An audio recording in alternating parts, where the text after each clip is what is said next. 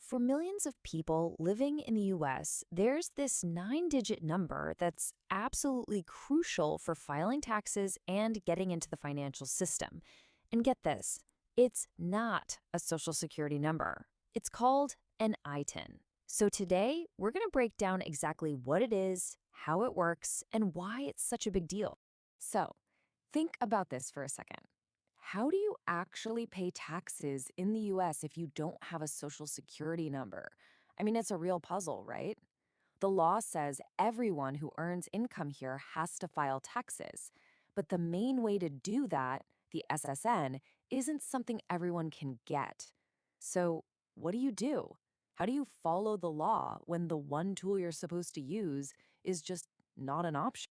Well, for millions of people, the answer is this other 9-digit number. And the dead giveaway? It always starts with a 9. That number is the Individual Taxpayer Identification Number, or ITIN for short. And yeah, it might look like a Social Security number, but that first digit, that 9, that's the key. It tells you this number has a very, very specific job to do. All right, so here's our game plan. First, we'll tackle the big dilemma that even created the need for the ITIN. Then, we'll get into what it actually is. After that, we'll walk through the application process, look at the financial doors it can unlock, and wrap up with some really important risks and realities you need to know about. Okay, let's dive right in. Section 1, the taxpayer's dilemma.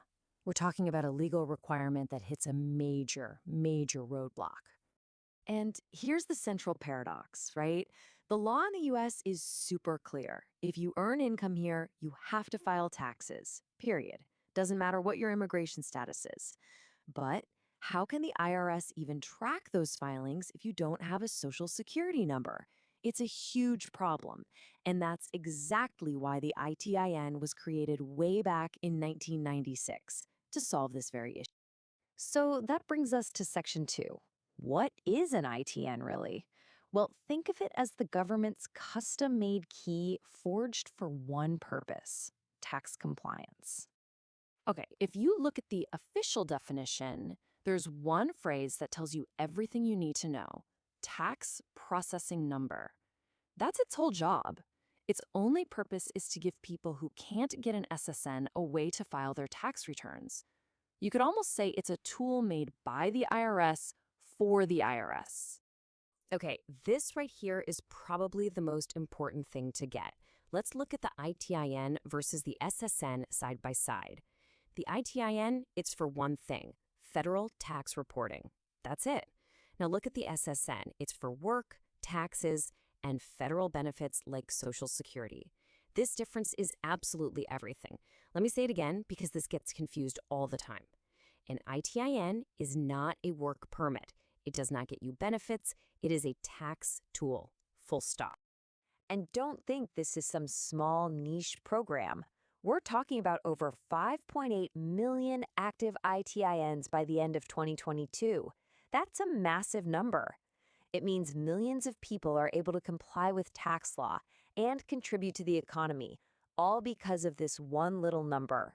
All right, Section 3. So how do you actually get one of these? Let's walk through the application process because it's pretty specific. Everything kicks off with this guy right here, the Form W-7. This is the official application from the IRS. It's the very first piece of the puzzle. So it really comes down to 3 main steps. First, you've got to fill out that W-7 form we just saw. Second, and this part is super important, you have to attach a finished federal tax return right along with it. Why?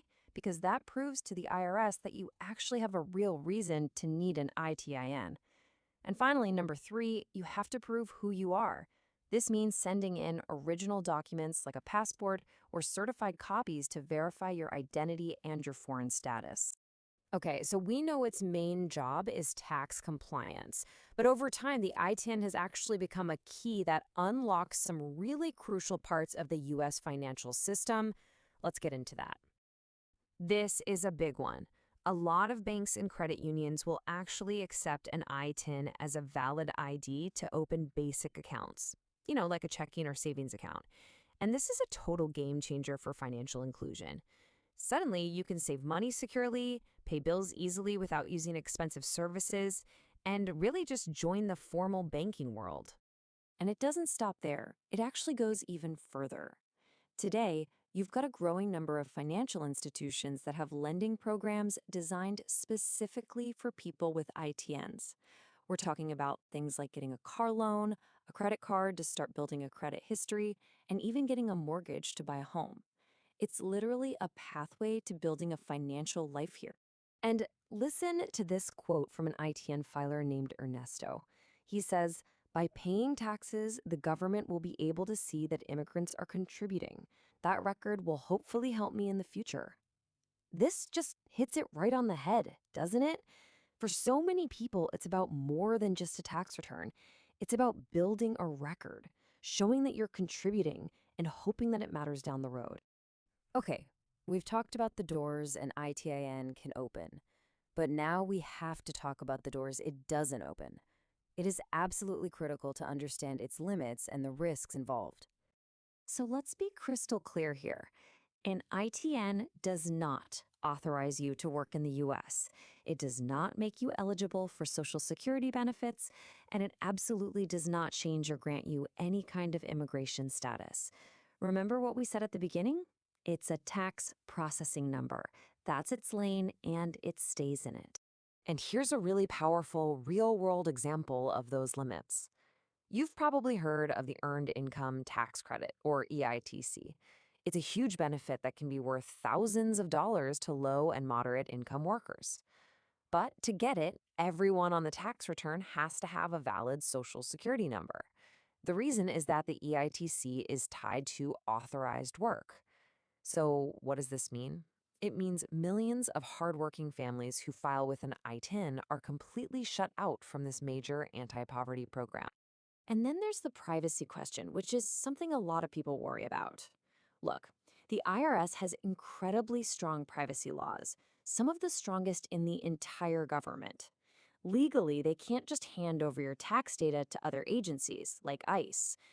But, and this is a big but, that protection isn't 100% absolute. In certain federal criminal investigations, a court order can force them to share that information. All right, so let's boil this all down. What are the key things to remember? First, the ITIN is a tax tool, not a work permit. Second, it can be a fantastic bridge to banking and credit. Third, you have to know its limits. No benefits like the EITC, no change in immigration status. And finally, when in doubt, always go to the source, the IRS itself. And that kind of leaves us with a big question, doesn't it? The ITIN system is this really practical solution that makes our tax system work for a lot more people. But at the same time, does its very existence just shine a spotlight on much bigger, unresolved questions about immigration policy? It's a system that was born out of pure necessity, and it sits right at this fascinating, complicated crossroads of tax law, financial access, and immigration.